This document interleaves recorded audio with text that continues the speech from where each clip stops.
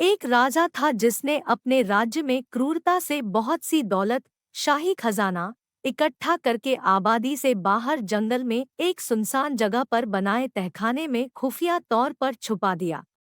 खजाने की सिर्फ दो चाबियां थी, एक चाबी राजा के पास और एक उसके खास मंत्री के पास। इन दोनों के अलावा किसी को भी उस खुफिया खजाने का राज मालूम ना था।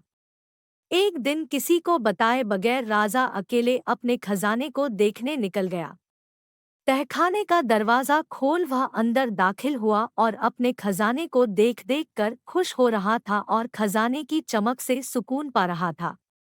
उसी वक्त मंत्री भी उस इलाके से निकला और उसने देखा कि खजाने का दरवाजा खुला है, तो वो हैरान हो गया और उसे ख्याल आया कि कहीं कल रात जब मैं खजाना देखने आया था तब कहीं खजाने का दरवाजा खुला तो नहीं रह गया मुझसे। उसने जल्दी जल्दी खजाने का दरवाजा बाहर से बंद कर दिया और वहां से चला गया।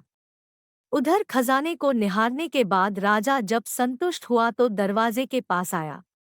अरे ये क्या, दरवाजा तो बाहर से बंद है। उसने जोर जोर से दरवाजा पीटना शुरू किया पर वहां उसकी आवाज सुनने वाला कोई ना था। राजा चिल्लाता रहा पर अफसोस कोई ना आया। वो थक हार के खजाने को देखता रहा। अब राजा भूख और प्यास से बेहाल हो रहा था। उसकी हालत पागलों सी हो गई थी।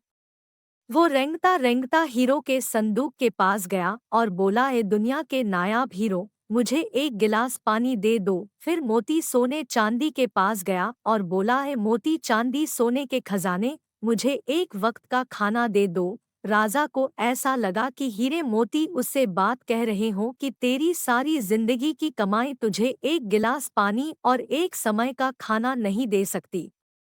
राजा भूख प्यास से बेहोश होकर गिर गया। जब राजा को होश आया तो सारे मोती हीरे बिखेर के दीवार के पास अपना बिस्तर बनाया और उस पर लेट गया। वो दुनिया को एक पैगाम देना चाहता था लेकिन उसके पास कागज और कलम नहीं था।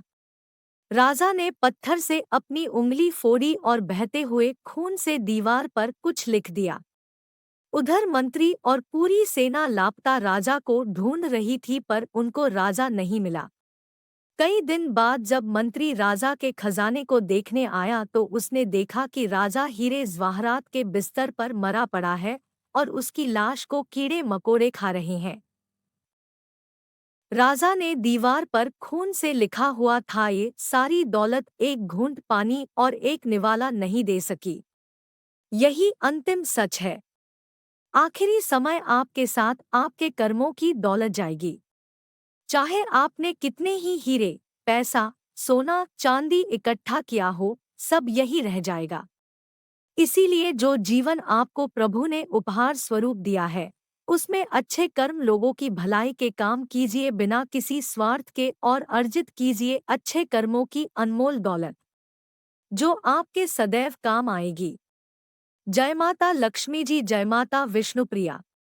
दोस्तों, वीडियो कैसी लगी कमेंट में ज़रूर बताएं, साथ ही वीडियो को लाइक शेयर ज़रूर करें। अगर चैनल पर नए हो तो चैनल को सब्सक्राइब ज़रूर करें।